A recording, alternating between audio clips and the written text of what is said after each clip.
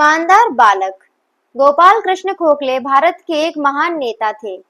उन्होंने अपना पूरा जीवन देश की उन्नति के लिए अर्पित कर दिया।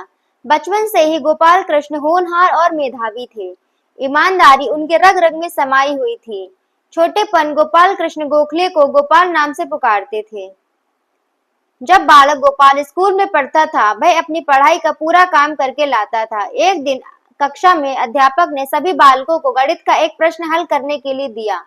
बालकों ने कक्षा में प्रश्न को हल करने का बहुत प्रयास किए, परंतु बच्चे प्रश्न नहीं कर सके। छुट्टी की घंटी बज गई। अध्यापक ने वह प्रश्न बच्चों को घर से हल कर लाने के लिए दे दिया। अगले दिन कक्षा में अध्यापक ने बालकों से अपनी अपनी कॉपी दिखाने के लिए कहा। निरीक्षण करने पर अध्यापक ने देखा कि कुछ बच्चे तो प्रश्न करके नहीं लाए। जिन्होंने हल किया उनका उत्तर ही सही नहीं था।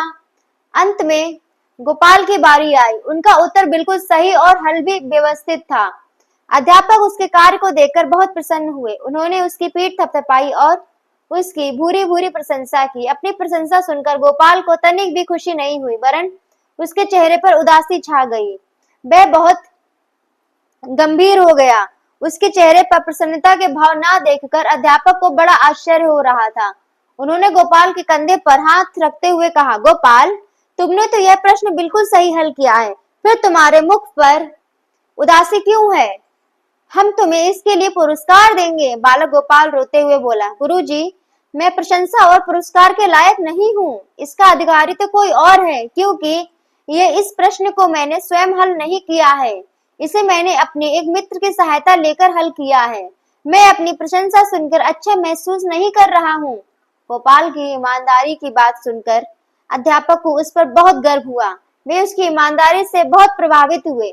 वे उसकी प्रशंसा करते हुए बोले, बेटा, तुम एक सच्चे विद्यार्थी हो। भविष्य में तुम एक दिन अवश्य महान व्यक्ति बनोगे और देश का नाम ऊंचा करोगे। गुरुजी का आशीर्वाद पाकर वह बालक अब प्रसन्न था। यह बालक बड़ा होकर एक महान नेता बना। महात्मा गांधी उन्हें अपना गुरु मानते थे।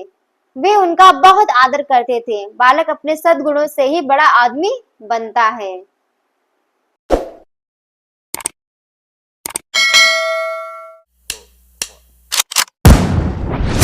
Call me a